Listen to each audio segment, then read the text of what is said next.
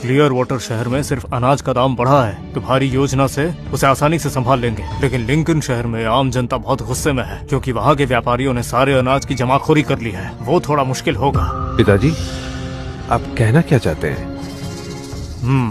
पहले clear water शहर जाओ और तेजी से अनाज के दाम को कम करो, फिर सोचेंगे लिंकन शहर का क्या किया जाए, क्योंकि ये गैरी के बस की बात नहीं है। ये जिम्मेदारी तुम्हारी है। तब तक इसके हाथ से वो मौका निकल जाएगा, तब महारानी इसको निकाल देंगी।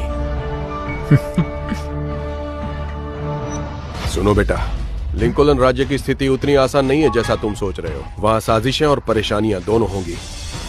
महारानी, मैं क्लियर वाटर सिटी के दस्तावेजों की जिम्मेदारी लेने के लिए तैयार हूँ।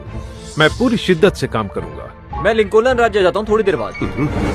गैरी, तुम्हें लिंकन राज्य की जिम्मेदारी दी जाती है। उस शहर के सारे मसलों को तुम ही सुलझाओगे और सारे दस्तावेज की देखभाल की जिम्मेदारी जाती है स्मिथ परिवार को। क्लियर वाटर शहर की सारी जिम्मेदारी तुम्हें सौंपी जाती है। कान खोलकर सुन लो, तुम दोनों को अपनी जिम्मेदारी बखूबी निभानी है।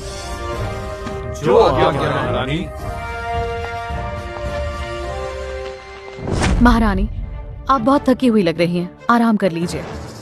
स्टीवन स्मिथ के पास समझदारी है। क्लियर वाटर शहर में उसके निगरानी में कोई गड़बड़ नहीं होगी, लेकिन गैरी के साथ तुम जाओ और अगर कोई गड़बड़ दिखे तो तुरंत कार्रवाई करना ताकि माहौल खराब ना हो। हालात काबू में रखना, यही हमारा लक्ष्य है। लेकिन ये कोई साधारण आदमी नहीं है। जब तक बहुत जरूरी ना हो, कोई हरकत मत करना।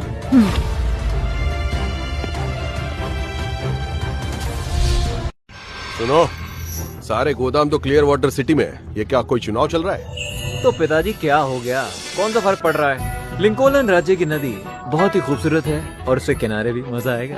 चलिए ना। बकवास मत करो।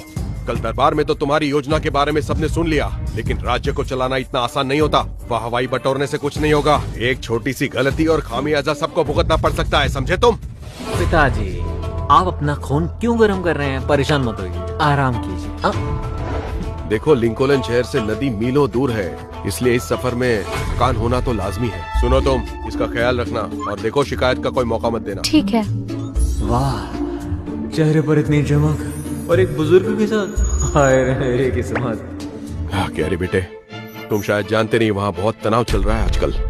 अपनी काबिलियत पर यकीन रखना, तो होशियार रहना और संभल कर जाना। पिताजी, हमेशा एक बात याद रखिए, एक सच्चे फरिश्ते को अपने पंख फैलाने ही पड़ते हैं। अगर वो हमेशा अपने परिवार के पास सुरक्षित बैठा रहेगा और सिर्फ दुनिया को देखता रहेगा, तो फिर वो कभी भी इस दुनिया पर राज नहीं कर पाएगा। महारानी राज गद्दी पर बैठी है और अगर